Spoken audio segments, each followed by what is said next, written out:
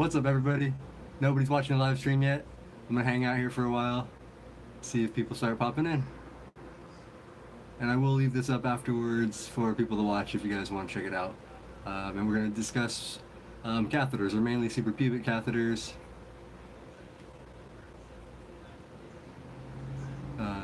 Hey, how's it going? Somebody just joined. So I'm gonna be discussing my suprapubic catheters, or just catheters. Hey, how's it going? Jennifer Toy Horses? Hi. If you guys have any questions or anything, let me know. I'm gonna wait just a few minutes and just let a couple people kind of get in and stuff. And then once we have a few people going, I'll start talking about catheters and stuff. Hey, what's going on?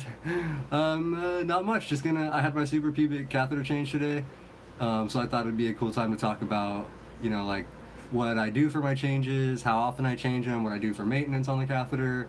Maybe talk a little bit about Botox injections for the bladder, and yeah, I guess I'll just start getting right into it. So I did get my suprapubic catheter changed this morning, and when I do that, I usually try to schedule it for the afternoon, because my bladder personally, every time I get my catheter changed, it's like a full day of needing to kind of hang out. Sorry, I'm just trying to read some of the text as it goes, as you guys type chat and stuff, so I don't miss anything. So yeah, basically I need to, I can't switch to my leg bag on the same day that I have my catheter changed. I usually have to use the bedside bag, which I have on right now, just a bedside drainage bag hanging down below my chair. And I usually have to do that almost every time, because now with the Botox injections, it's not as bad. But before, I would just leak pee like for 12 to 24 hours after my catheter changes. For some reason, just my bladder spasms, contracts, and I just start leaking out urine. And I don't know if that's a common problem with a lot of people. Most people I talk to don't have that issue as much. They usually can kind of go get their catheter changed and do stuff, go get their leg bag on. But for some reason, my bladder is just super sensitive, which some of you guys know if you've watched some of my videos. I've had my fair share of issues with the changes. And right now, if any of you guys have watched the horror story ones where they went too far and inflated the balloon and kind of like ripped me open inside, I've had, I think, 4 now successful catheter changes. So, and I have one nurse that I trust to do it right now. She's the only one that I really do trust to do it. And I've been adjusting my catheter change schedule a day or two off, just to try to make sure it's on her work days or on her days, because she does it every time. She's never sent me to the hospital, so it's always a good thing. Like I was saying too about the leaking and stuff, and then I mentioned the Botox injections. I'll real quick talk a little bit about the Botox injections. If any of you guys have questions, let me know. I know a lot of people get it even without suprapubic, if you just do intermittent straight cathing. I have actually tried the condom cath before. That's what I originally started on before I got my suprapubic. I used a condom cath for the first maybe 6 or 8 months out of the hospital, but I had a lot of problems with them. I could not find one that would work for me that would stay on all day. Like, I constantly was having them come off. Because I get a lot of bladder spasms, or a lot of muscle spasms, and so like, I don't know, when things move and stuff, or expand or shrink, it just caused the adhesive to come off, and I just never was able to use them. Like, if I was trying to go out for the day and do stuff, I'd almost always end up having that thing come off, and then I'd be leaking and peeing on myself for the day. So that's why I don't do that. And I also did try initially to see if I could do intermittent cathing. I tried a couple tools to see if I could do it. It was just really hard for me to do initially. I just never was able to successfully do it. Yeah, just not on my own. I always had to have help and stuff. And if you guys are familiar with my channel, I'm pretty pro being independent and doing things on my own. So, I wanted an option that was best for me, that I could kind of deal with on a daily basis and not require quite as much help, and I'm sure I could have got cathing down. I have friends with my same function that do intermittent cathing, but I drink a ton more water than them, and that's just because I like water. I drink a lot of water. I just enjoy it. I feel better when I do. And so like I think if I were to do something, if I ever were to have to switch to do something else, it would be an issue with my bladder size now for sure, because it's tiny. And then yeah. Sorry. Any other questions up there, real quick? If you guys want to have anything, go for it. And if not, I'll just kind of keep going on a few different things. I'll go back to the Botox stuff.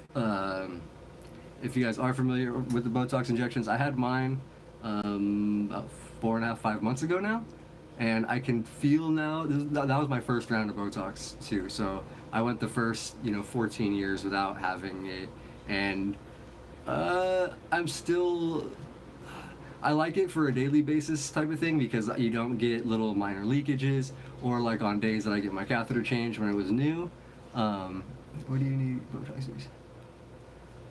Well, for me, so the reason why I know I need them now and it's wearing off is because I've just recently started leaking pee a little bit again. Like today when I got my catheter changed, it's not bad, not like it used to be before Botox, where I would literally like half the pee goes in my bag and half the pee I'm just peeing out. That's how it used to be for me, and it was kind of rough. So I would either have to use some sort of like condom cath, which I did keep around some extras, or I just would like unzip and like put a towel right there and then switch out towels throughout the day so my shorts stay dry. So like I just pull myself out of my shorts and under the towel and pee into it, which is terrible. So like that's one really good benefit for the Botox. That is like a major plus, is not having that little bit of pee. Well, a little bit of pee most of the time, and then like a lot of pee on my catheter change days and other days. But I am now, after the 4.5 or so months, I am starting to get minor leakages where my bladder spasms, I can feel it, I can feel the pressure, and then I'll get like a few drops of pee that leak out, that's spray out.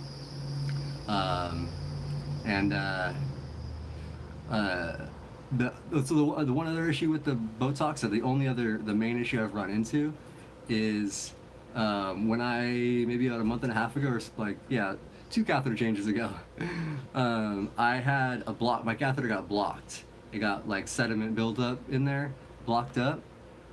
Hold on, I'll get to the injections in a second, if they hurt. So it had built up and completely stopped the catheter from flowing. And so it happened the first time while I was at my rugby practice, and I kind of knew it was acting weird, and I probably should have just stayed home, but I went to rugby practice anyways, and after about 20 minutes of pushing around, I just started getting huge amounts of dysreflexia build up, like my head. I started to the point where like my forehead was actually sweating, and you guys know, like quads, like I don't sweat, like we don't, like that's not something that's normal, and I was getting like crazy hot, red blotches all over and stuff. And luckily I had one of my friend's wives was there, who happened to be one of my nurses when I was doing rehab when I first got hurt at Northridge Hospital. She was one of my nurses. What happens when you change your catheter? Yeah, that's what I'm talking about right now when I change the catheter. Alright, I'll get to all those questions in 1 second. So basically what happened was it wouldn't leak because of the Botox. I couldn't empty my bladder at all. Nothing was coming out anywhere. So she actually helped me intermittent cath to empty my bladder, and I got like 450 mils, which according to my urologist is like massive for me, which is not even half of what he normally would cath. But for my tiny bladder, she said she couldn't believe that I pulled 450 out. So that ended up, I felt better for a while. And then later that night, same thing happened. It blocked, and I had to go to the ER. And they're just, they had to do the same type of thing. They had to help me empty the bladder because I didn't have catheters to change. And I didn't have any extra catheters here because I had it changed like 3 times, and it kept messing up during that weekend, like few days of time. So it was that's the one issue that I am not okay with the Botox. But everyday use and stuff, not leaking and not peeing on myself, that's great. So I think the benefits outweigh the negatives, but having to go to the ER, at 1 o'clock in the morning because my dysreflexia was through the roof, and my blood pressure was like incredibly spiking, I just, that scared me and almost got me to not do it, but I'm back to where I think I am going to do the injections. Let me just click real quick to remind myself of all your guys' questions. Sorry. I know, there we go. What happens when you change your catheter, some type of dysreflexia? Yeah, so that's what every day I have about 24 hours of dysreflexia when I do have to change the catheter. And then for the gauge in my cath is actually I use a 24 French, which is pretty big, bigger than most people do. And the reason I do use a 24 French, such a big cath, is because no, the suprapubic cath. It's a suprapubic cath. Yeah, it's suprapubic, so it's the surgical plate. Yeah. So yeah, I use a 24 French, and that is because of blockage. So I was trying to read the next comment, and that is because I always have had a lot of sediment. I produce a ton of sediment. So that's another thing I have to do is flush my catheter, which I usually do on my bowel days. I have a video about that too. So like 3 days a week, I will flush the catheter with half sterile water and half acidic solution. And that just kind of helps break up buildup in the catheter.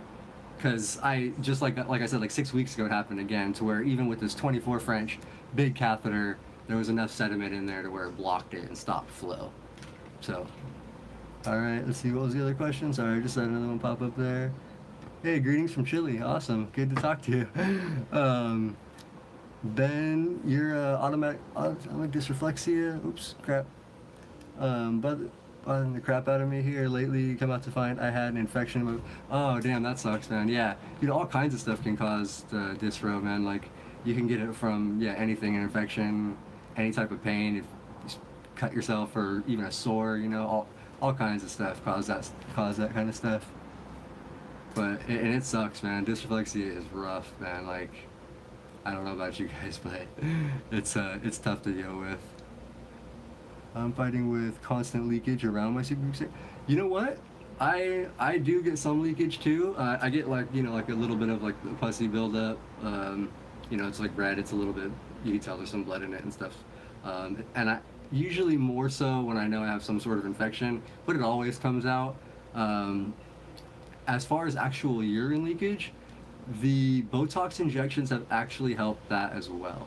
So I don't get nearly as much leakage from around the site as I once did, because I did used to get a little bit more of that. So the Botox actually also kind of has helped that as well. I have almost no leakage from anywhere now, you know, except for that, you know, the drainage that comes out around the catheter, the pussy stuff. But that's, I don't think there's any way to get around that. That's just, you know, normal.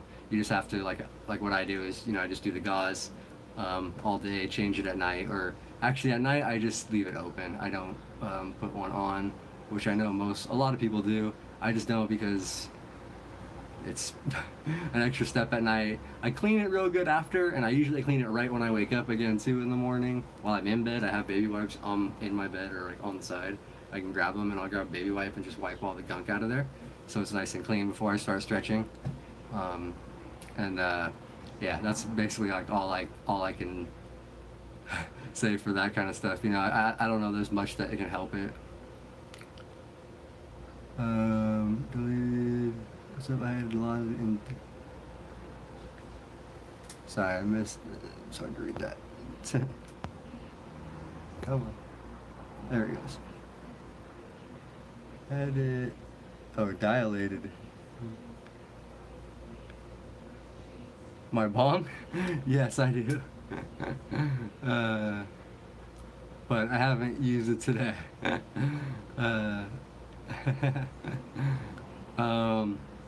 Any other Catholic questions? I'm trying to think. I had a list of stuff, but I put them on my phone, and I'm doing the live stream on my phone because I'm dumb and the computer was just giving me trouble, so I decided to stream it from the phone.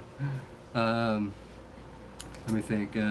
So I know I talked about the flushing, what I do to flush. Cleaning the catheter site is definitely important. You always try to keep that as clean as possible. The gauze, and then and you know what? Another thing what happens? Hey, what's up, Bob? Yeah, it was good to see you too. That's my cousin. That's awesome. Right on, good to see you. Yeah, dude, Ben. I think Ben wants me to smoke, but I'm gonna wait till after the stream, I think. before I eat my dinner. But it was good seeing you, Bob. That's awesome. You tuned in for my little stream here. Let's rip before. You know, like if everybody wants to, maybe we'll have another one on that. Yeah, I do have a Facebook.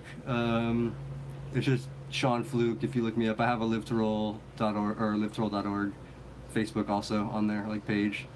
You can find me on Facebook pretty easily. Yeah, I think I have the links on my website and on my YouTube channel. If you go to the actual, if you're on your computer, not your phone, you can get to those. And Instagram. If any of you guys are on Instagram, I'm trying to post more on there.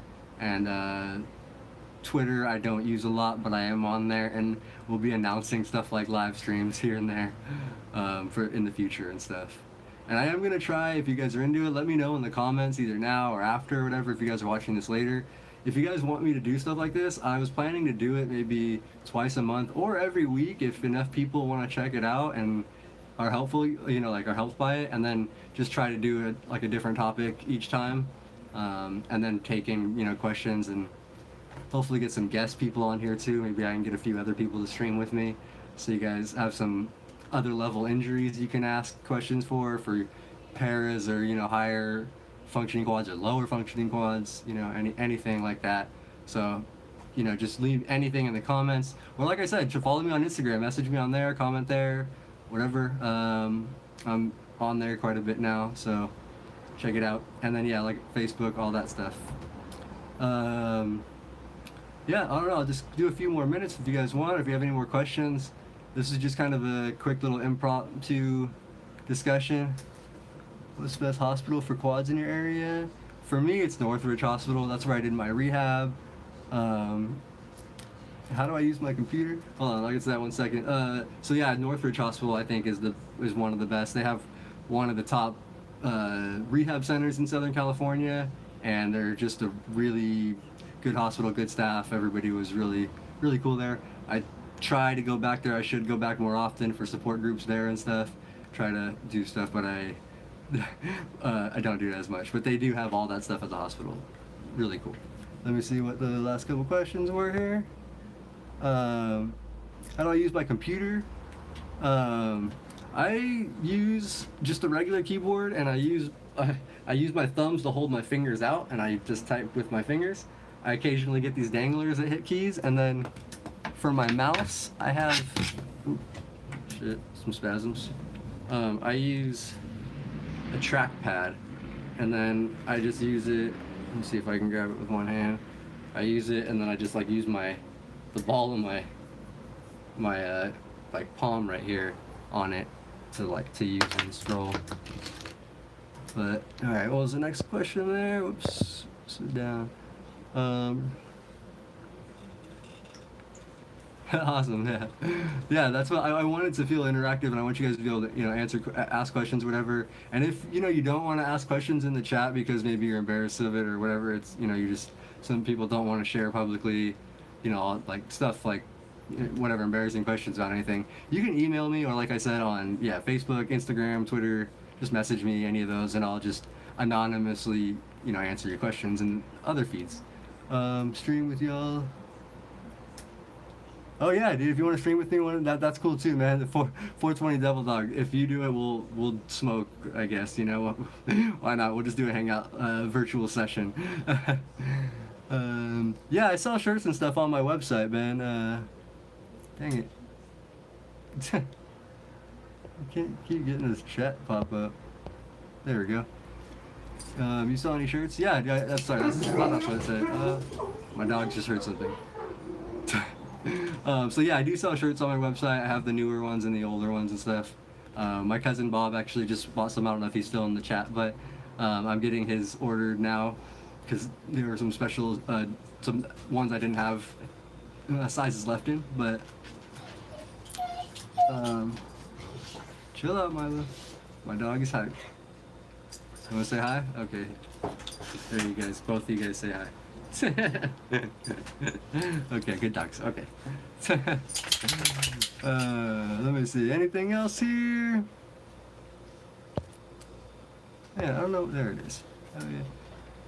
All right, yeah, expect a great time. Nice, that's cool, man. That'll be fun. So like I said, I'm gonna try to do it Tuesdays, like around this time, so most people are home. If you do work and stuff, or you know, if you're not just before after dinner, I don't know. Let me know if there's a better time for people. Like I said, just in the comments, anywhere, any of the social medias, any of that stuff. So, yeah, guys, I think I'm just gonna cut it off now because unless anybody has any, you know, extra questions or something, but I am gonna leave this up on my channel so you know more people can come back and watch it if they do. But I appreciate all you guys checking out the stream. I really do. And next time, you know, I'll have more topics and stuff and try to come up with a little better. This was sort of just kind of a quick thought idea thrown together. So, yeah, I'll, okay, bye. Yeah, so I'll talk to everybody soon. This chat keeps popping up, but oh well, never mind. There was a bunch. How do you feel about LeBron? I'm cool with it. I'm down to be good again. I've been representing the team all these years of being bad since Kobe left. So, are my no? They are not service dogs. I tried to get my big dog here to be a service dog at one point. He's so hyper and gets so excited he just wants to. He's just too excited when he meets people or dogs or anything else at all. So, yeah, next stream gonna be at 4:20. Maybe I'll do. I'll do it. I did this one at 4:30, so why not start 10 minutes earlier? Maybe I'll start the post. Yeah, that's a good time for everybody to come in, I think. Hola. Yeah, that's awesome. You guys, I know very little Spanish, so I know basics. But I grew up in kind of a Spanish-speaking household with my stepmom, so I know all the bad words or the good words, whatever. Alright guys, I think I'm going to end the session. I do, like I said before, really appreciate you guys checking it out. Live to roll. Get a fist bump, everybody. Oh, you're a Cleveland fan, so you're pissed about LeBron leaving, huh? Oh man, sorry 420 bro, but oh man. Alright guys, good talking to you, and we'll see you on the next session. Check next Tuesday. Just I'll do it. Why not? If I can stop this thing. Take care, everybody.